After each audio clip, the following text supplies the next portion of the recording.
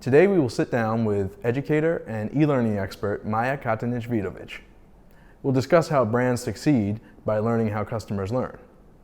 Here are the highlights of our conversation.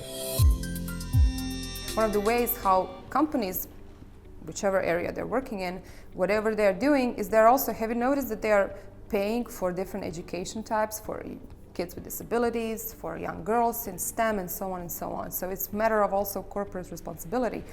How are you changing the society?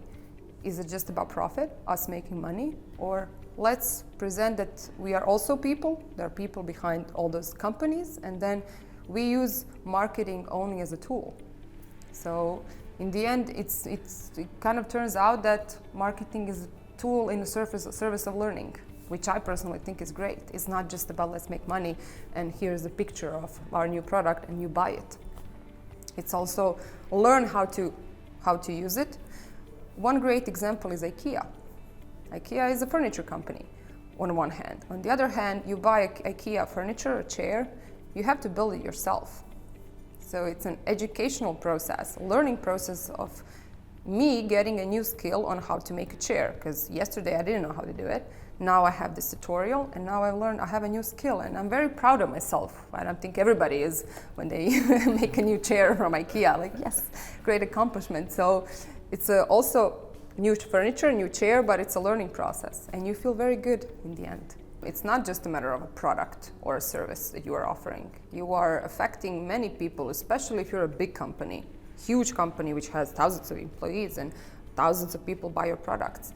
It's not just a matter of here's my shampoo and you buy it and use it, but it's also, as I said, users want to know who is behind that company and to realize they're people and not some machines that are managing those, making those products and delivering them all over the world. It's people who are working there, and what are the values that those people represent.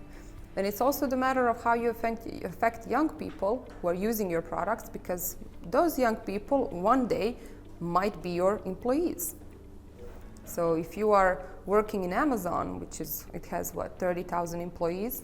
So if you look at it statistically, there are many young Americans who might actually end up working in Amazon. So do you want to have a labor force which is educated, which has a healthy attitude toward life, toward other people, toward work, or not? It's a matter of that. And it's also a matter of our responsibility how we educate future generations. Now it's the hot topic of climate change. Many companies are going into that topic. They're trying to raise awareness, they are donating funds and so on, because they realize that, it's young people they are initiating the change. You have the people like Greta Thunberg or other climate change activists, and they said, okay, you older generations, you messed it all up. Now you give it to us to change it and to make this planet better, but we need help from your companies. So it's not just a matter of profit, it's also a matter of educating people. Like, what do you want to know? How can we help you? How can we provide you? I think it's very nice if companies, whichever area they're working in, if they have different funds for helping kids with disabilities, any youth with fewer opportunities, whether it's social fewer opportunities, learning, financial, and so on. So if you become aware of that as a CEO, as a chief marketing officer, even as an HR manager, how you treat people who are working with you in your own company, but how are you treating your users, your customers, and what are you giving back to them?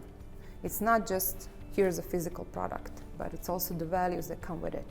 It's a bit harder for agencies to place themselves on the market in terms of learning, because they are offering a service which is not visible. Let's say it's not a product, so you can see it and touch it. And so when you have to say I'm delivering a service to somebody, it's quite hard to understand what does it really mean. How do I monetize that service? But in terms of learning, especially when it comes to marketing, I think bigger companies, there are a lot, those who have products, let's say, if those are your clients, they're focusing more than on profit. We have deadlines, we have to deliver the products and so on. And if you are working as a consultant in the agency, you need to be much more invested in the job of your client. You need to understand it really well. But again, also on the personal level.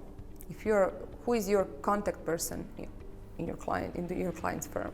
Like, do you know that person? Do you know that person personally, or do you email that person? And then, how are you transferring knowledge? For example, I think I had one client, and they had a really cool thing is that they had a Slack account, and they invited all of their clients and all of their cooperatives, freelancers that they're working into that Slack account, and they had a completely different channel, which was called Sharing the Knowledge.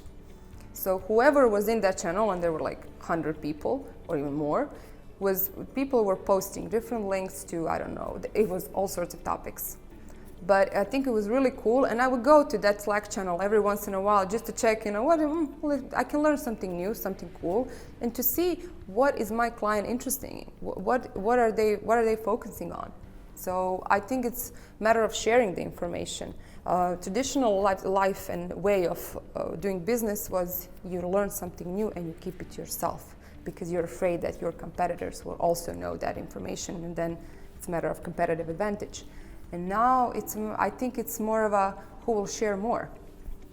So learning, if you're an agency, and then being able to provide confidentiality to your client, that's for me the most important thing, that your client can trust you. It doesn't matter what they do. And then on the other hand, what are you sharing with them? And if you're only giving them instructions, for example, if you're working in agency and then marketing agency, you tell them, you have to post 3 different tweets this week. And there is no personal connection then. It feels more like an order, like you're in the army, do this, do this. But if you explain to your client and you teach them why is that important, it will be much more easier for them to understand why are they doing something. So it's a matter of sharing knowledge, I would say, yes, with each other, and not just keeping it to yourself.